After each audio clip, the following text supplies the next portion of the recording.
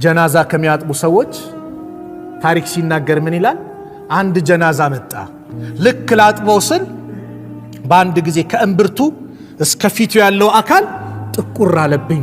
ደነገጥኩኝና ይሄማ የሆነ ታሪክ ይኖረዋል ብዬ በር ከፍቼ የዚህ ጀናዛ ቤተሰብ ያመጣው ማን ነው? እኛ ነን አሉ በር ላይ የቆሙ ሰዎች።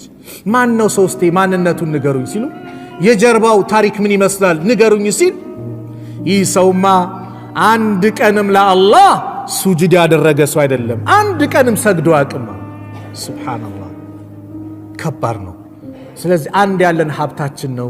ነገ የውመል ቂያማ የምንጠየቀው ሰላታችን ነው። የመጀመሪያው ሂሳብ የሚደረገው ሰላት ካማረ ሁሉም ያምራል፣ ሰላት ከተበላሸስ ሁሉም ይበላሻል። ስለዚህ የሰላት ጉዳይ አደራ ሙስተዒድ ነን።